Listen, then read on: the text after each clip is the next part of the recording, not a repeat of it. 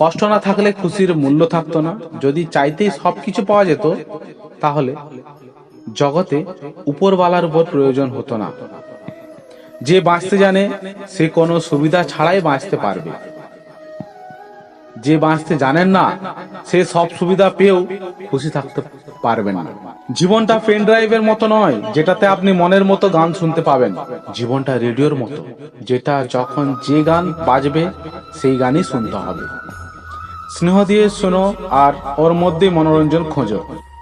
আপনার থেকে উঁচুতে যেসব লোকেরা থাকে তাদেরকে দেখলে মনে হয় আমাদের কিছুই নেই, আর আপনার থেকে যারা নিচুতে থাকে তাদের দেখার পর মনে হয় আমাদের অনেক কিছুই আছে।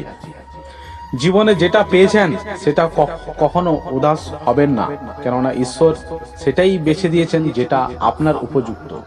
একজন মাটির মূর্তি তৈরি করা কারিগর ঈশ্বরকে বলেন, তুমিও কারিগর, আমিও কারিগর।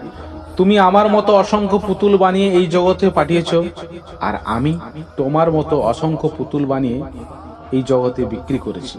কিন্তু হায় আমার ঈশ্বর, সেই আমি লজ্জায় পাই যখন তোমার বানানো পুতুল নিজেরা নিজেদের সাথে লড়াই করে আর আমার বানানো পুতুলের কাছে সবাই মাথা নত করে।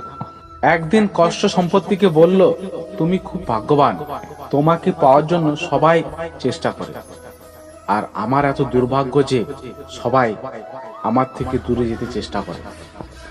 সম্পত্তি খুব সুন্দর জবাব দিল, ভাগ্যবান তো তুমি যাকে পাওয়ার পর সবাই নিজের লোকের কথা মনে করে, আর দুর্ভাগ্য তো আমার যাকে পাওয়ার পর নিজেদের ভুলে যায় সবাই। এক সময় ছিল যখন মন্ত্র কাজ করত, তারপর এমন একটা সময় এলো তখন তন্ত্র কাজ করত, আবার সময় এলো যন্ত্র কাজ করত, আর এখনকার সময় ষড়যন্ত্র কাজ করে। আজ যখন কি সত্য ঘর থেকে বের হয় তখন কি মিথ্যা অর্ধেক জগৎ ঘুরে চলে আসে। একদিন কেউ বরফকে জিজ্ঞাসা করলো, তুমি এত ঠান্ডা কেন? তখন বরফ খুব সুন্দরভাবে জবাব দিল, আমার অতীত জল, আমার ভবিষ্যৎ জল, তাহলে গরম কি জন্য দেখাবো? যদি ভালোবাসা চান তাহলে ভালোবাসা দিতে হবে, আর যদি সম্মান চান তাহলে সম্মান দিতে হবে, বিশ্বাস চাইলে বিশ্বাস দিতে হবে। প্রত্যেক সমস্যার তিনটি সমাধান আছে, স্বীকার করুন, বদলে দিন বা ছেড়ে দিন। স্বীকার না করতে পারলে বদলে দিন, আর যদি বদলাতে না পারেন তাহলে সব থেকে ভালো ওকে ঈশ্বরের উপর ছেড়ে দিন। জীবনটা এক আজীব বড় শক্ত মেজাজের, এ দুঃখ দেয় যাতে আমরা সুখকে বুঝতে পারি, এ বিরহ দেয় যাতে আমরা কারো সঙ্গে থাকার সুখ বোঝানোর জন্য, এ আমাদের কাছে কেড়ে নেয় যাতে আমাদের কাছে থাকা প্রতিটি জিনিসের মূল্য বুঝতে পারি। না জানি কি কি কেমন কেমন কিছু না কিছু শেখাতেই থাকে।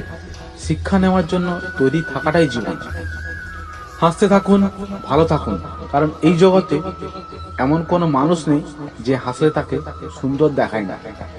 সফলতা পাওয়া মানুষ খুশি থাক আর না থাক, খুশি থাকা ব্যক্তি একদিন সফলতা পাবে, তাই সবসময় খুশি থাকুন। সৌভাগ্যবান সে নয় যার ভাগ্য ভালো, সৌভাগ্যবান সে যে নিজের ভাগ্যে খুশি থাকে। খুশির জন্য কাজ করলে খুশি পাবেন না, কিন্তু যদি খুশি হয়ে কাজ করেন খুশি নিশ্চয়ই পাবেন। খুশির থেকে বড় কোনো আহার নেই, এটাই সত্য, এটা মজা নয়। সব রোগের একটাই দাবাই, সবাই হাসতে থাকো ভাই। কোনো ব্যক্তি কোনো ঝামেলার মধ্যে পড়ে যদি আপনার কাছে কোনো উপদেশ চায় তাহলে আপনি উপদেশের সাথে সাথে ওনার সাহায্য দেওয়া উচিত, কারণ উপদেশ ভুল হতে পারে কিন্তু সাথ দেওয়া কখনো ভুল হতে পারে না। যদি জীবনে সুখ পেতে চাও তাহলে অন্যদের কথায় কিছু মনে করা ছেড়ে দিতে হবে, কারণ এগিয়ে যাওয়াই জীবন, কখনো দাঁড়াবে না। যে ব্যক্তির শক্তি না থাকলেও মন থাকে, হার মানে না, সেই ব্যক্তিকে জগতের কোনো শক্তি হারাতে পারবে না। সম্পর্ক যত্ন করতে চান তাহলে সময় থাকতে থাকতেই করুন, না হলে গাছ শুকিয়ে গেলে তারপরে জল দিলে কিন্তু সেই পাতার আশা না করাই ভালো। জগতে সব থেকে সহজ কাজ হলো বিশ্বাস হারানো, আর সব থেকে কঠিন কাজ হলো বিশ্বাস পাওয়া। ওর থেকেও কঠিন কাজ হলো বিশ্বাসটাকে অটুট রাখা। অভিমান তখন হয় যখন আমাদের মনে হয় যে আমরা কিছু করেছি, আর সম্মান তখন পাওয়া যায় যখন সমাজের লোক মনে করেন যে আপনি কিছু করেছেন। যখন লোকেরা আপনার প্রশংসা করে তখন আপনি ওর মধ্যে ভুল খুঁজুন, আর যদি আলোচনা করেন তাহলে ওর মধ্যে সত্যতার সন্ধান করুন। ক্রোধের সময় চিৎকার করার জন্য কোনো শক্তি লাগে না, কিন্তু ক্রোধের সময় চুপচাপ থাকার জন্য শক্তি লাগে। আপনার জীবনে আলোচনা এবং প্রশংসা দুটোকেই স্বীকার করুন, কারণ একটা ফুলও সঠিকভাবে ফোটে যখন রোদ এবং জল দুটোই ঠিকঠাক পায়। যদি কাউকে কিছু দিতে চান তাহলে ওকে ভালোবাসা সময় দিন, কারণ আপনি সবকিছুই ফেরত নিতে পারবেন, শুধুমাত্র কাউকে দেওয়া ভালো সময় আপনি ফেরত নিতে পারবেন না। ভালো লোকের পরীক্ষা ভগবান অনেকবার নেন, কিন্তু স্বাদ ছাড়ে না। খারাপ লোককে অনেক কিছুই দেন, ভগবান কিন্তু স্বাদ দেন না। যখন মানুষের চাহিদা বদলে যায় তখন মানুষের কথা বলার ভঙ্গিও বদলে যায়। মানুষ একটি দোকান, আর ভাষা হলো তার তালা। তালা খোলার পরে বোঝা যায় দোকানটি সোনার না কয়লার।